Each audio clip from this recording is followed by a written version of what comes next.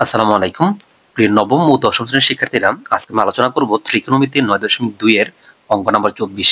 এটা একটা সমাধান। এই সমাধানটা বের করতে হবে। এখানে অবাক হবে থিতা কোণ। আর থিতা কোণ অবশ্য যেগুলো সূক্ষ্মকোণ মানে ৯০ ডিগ্রির চেয়ে ছোট, এই কোণগুলাই এই অঙ্কের মধ্যে গ্রহণযোগ্য হবে, উত্তরে গ্রহণযোগ্য হবে। তাহলে আসুন আপনি এই অঙ্কটা কিভাবে সমাধান করবেন শুরু করি। তাহলে এখানে এই অঙ্কটা মানে এই জাতীয় অঙ্কগুলো করতে গেলে আপনাকে দেখতে হবে সবগুলো একরকম করতে হবে। এখানে কস, এখানে সাইন, এখানে কস। তাহলে দুইটা কস আছে আর একটা সাইন আছে। তাহলে আপনি সাইনকে কি করতে হবে? কস করতে হবে, তারপর অঙ্ক করতে হবে। তাহলে মাঝখানে যদি ইকুয়াল আছে তো আপনি প্রথমে বাদ দেওয়া শুরু করতে পারেন। তাহলে এখানে আমাদের কস স্কোয়ার ঠিক থাকবে মাইনাস সাইন স্কোয়ার কে কি করব? কস করব। তাহলে সাইন স্কোয়ার সূত্র হলো 1 মাইনাস কস স্কোয়ার। যারা আপনারা ৯.১ এর সূত্রগুলো মুখস্থ করা ছাড়া বোঝেন না, তারা অবশ্য আমার ভিডিও থেকে এই মানে সূত্রগুলো কিভাবে শর্ট টেকনিকে শিখবেন একটা ভিডিও দেওয়া আছে, অবশ্যই ভিডিওটা দেখে আসবেন, ইনশাআল্লাহ বুঝতে সুবিধা হবে।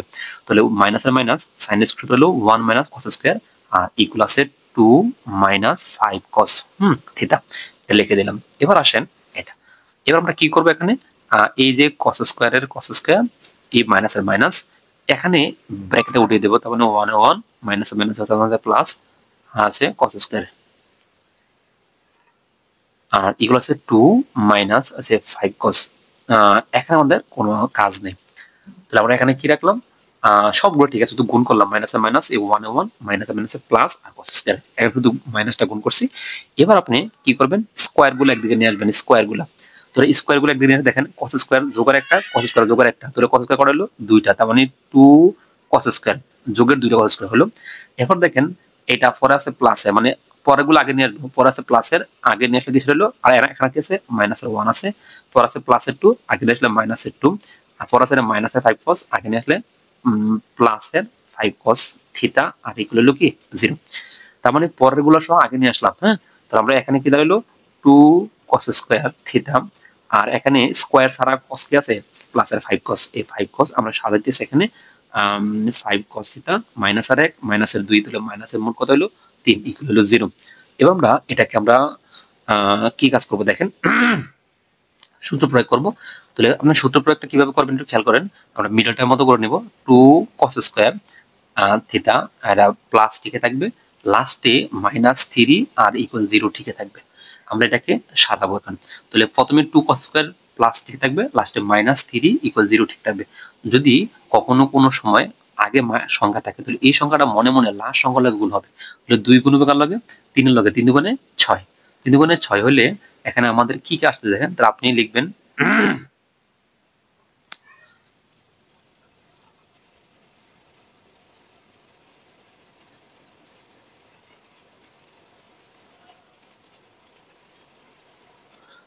তাহলে 3 দুগুণে 6, তাহলে আমাদের বাংলা হলো 6 ওকে 6। হ্যাঁ, এবার দেখেন 6 এর থেকে কি করলে এবার আমরা এই যে 3 দুগুণে 6 আর 6 এর বাংলা হয় 6 একে 6, মাঝখানে 5 এর লগে মাঝখানে কি আছে? cos theta. এখানে 1 এর লগে দিয়ে দেন cos থিটা। এখানে বলছে cos থিটা দরকার 5টা যোগের, তাহলে এখানে cos তে লিখছি কয়টা? যোগের 6টা লিখছি। তার মানে এটা বিয়োগ দিয়ে দেন। তাহলে যোগের 6টা থেকে বিয়োগের একটা cos থেকে লিখা আর থাকে কয়টা? 5টা। আশা করি এটা বুঝতে পেরেছেন। এবার দেখেন আমরা এখানে কমন নিব, এই দুইটা একটা জোড়া, এই যে এর একটা জোড়া। এবার দেখেন এখানে 2 আছে, এখানে 6 আছে। 6 এর বাংলা 3 দুগুণে 6, তাহলে 6 এর বাংলা হয় 3 দুগুণে 6। এই 6 এর মধ্যে 2 আছে, এখানে আছে 2 কমন। এখানে cos, এখানে cos স্কয়ার, এখানে cos একটা, এখানে cos কয়টা? দুইটা, একটা করে কমন। তার মানে হচ্ছে আমাদের এখানে cos থিটা কমন। 2 কমন নিয়ে গেছি, cos ছিল দুইটা, একটা কমন নিয়ে গেছি, আর কয়টা? একটা। এই cos থিটা, এই প্লাস এর প্লাস।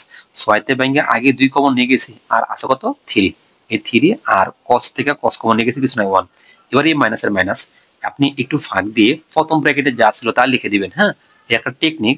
cos থিটা আর হচ্ছে কিটা প্লাস এর 3, এবার মিলাবেন। এই cos দেখেন এটা মিলবে, এটা মিলবে। দেখেন কি বাকি আছে?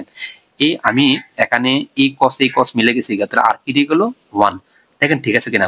এই মাইনাস cos গুণ মাইনাস 1 গুণ cos লগে, তাহলে মাইনাসের মাইনাস cos ওকে cos, তারপরে মাইনাস প্লাস মাইনাসে মাইনাস 3 ওকে 3।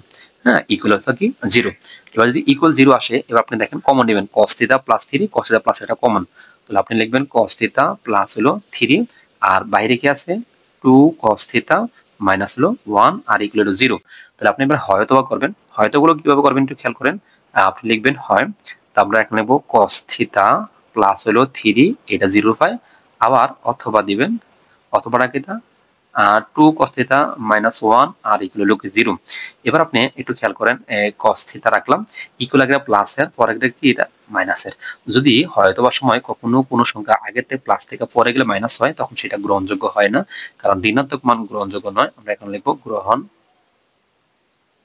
যোগ্য নয়। কেন গ্রহণযোগ্য নয়? কারণ এটা ঋণাত্মক মান গ্রহণযোগ্য নয়। হ্যাঁ, আমরা ঋণাত্মক লিখলাম না। এবার এটা দেখেন, টু কস থিটা ইকুয়াল এটা মাইনাসের পরে এটা প্লাসের। এবার আমরা যদি মাইনাস প্লাসের হয়, এবার আপনি এখানে খেয়াল করেন, আমরা এখন বার করবো কার মান? কস এর মান। তাহলে এখানে 2 আছে গুণে পরে লিখবো ভাগে 1। হ্যাঁ, এবার আমরা এই পার্থক্য একটু করি। তাহলে আমরা এখানে কস থিটা, এখানে আবার ইকুয়াল করে শুধু কস লিখবো কাটা লেগে। তাহলে সাইন হলো 30 ডিগ্রি মান হাফ, আর কস হলো আমাদের কত ডিগ্রি হইব?